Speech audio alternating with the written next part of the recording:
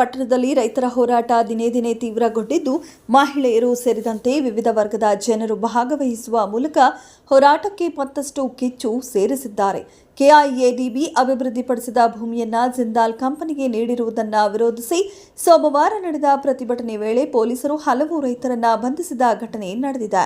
ಕಳೆದ 3 ವರ್ಷಗಳಿಂದ ನಿರಂತರ ಧರಣಿ ನಡೆಸುತ್ತಿರುವ ರೈತರು 1200 ದಿನಗಳು ಕಳೆದರೂ ಸರ್ಕಾರ ಯಾವುದೇ ಸ್ಪಂದನೆ ನೀಡಿಲ್ಲವೆಂದು ಆಕ್ರೋಶ ವ್ಯಕ್ತಪಡಿಸಿದ್ದಾರೆ.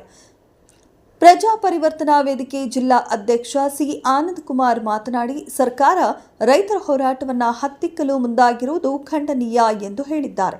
ಸುಮಾರು 13 ವರ್ಷಗಳ ಹಿಂದೆ ಕಾರ್ಖಾನೆ ಸ್ಥಾಪನೆ ಹೆಸರಿನಲ್ಲಿ ಸಾವಿರಾರು ಎಕರೆ ಭೂಮಿಯನ್ನ ಕಡಿಮೆ ಬೆಲೆಗೆ ಸ್ವಾಧೀನಪಡಿಸಿಕೊಂಡಿದ್ದರೂ ಇಂದಿಗೂ ಯಾವುದೇ ಕಾರ್ಖಾನೆ ಸ್ಥಾಪನೆ ಮಾಡಲಾಗಿಲ್ಲ.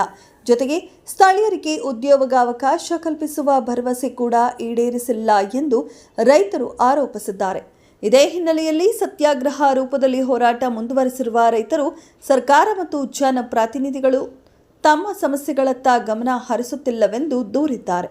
ಪ್ರತಿಭಟನೆ ವೇಳೆ ಪೊಲೀಸರು ಇಂಜೆಕ್ಷನ್ ಆದೇಶದಡಿ ಕ್ರಮ ಕೈಗೊಂಡು ರೈತರನ್ನ ವಶಕ್ಕೆ ಪಡೆದು ವಾಹನಗಳಲ್ಲಿ ಕರೆದೊಯ್ಯುತ್ತಿರುವುದಾಗಿ ತಿಳಿದು ಬಂದಿದೆ.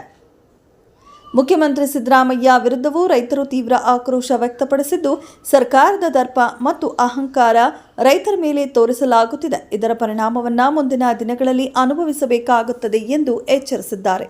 ಪ್ರತಿಭಟನೆ ಹಿನ್ನೆಲೆ ಯಾವುದೇ ಅಹಿತಕರ ಘಟನೆ ನಡೆಯದಂತೆ ಜಿಲ್ಲಾಡಳಿತವು ಹೆಚ್ಚುವರಿ ಪೊಲೀಸ್ ಪಡೆ ನಿಯೋಜನೆ ಮಾಡಿತ್ತು. ಈ ವೇಳೆ ಕುಡತಿನಿ ಪಟ್ಟಣದ ವಿವಿಧ ಸಂಘಟನೆಗಳ ಪದಾಧಿಕಾರಿಗಳು, ಸುತ್ತಮುತ್ತಲಿನ ಗ್ರಾಮಗಳ ರೈತರು, ಮಹಿಳೆಯರು ಹಾಗೂ ಮುಖಂಡರು ಭಾಗವಹಿಸಿದ್ದರು.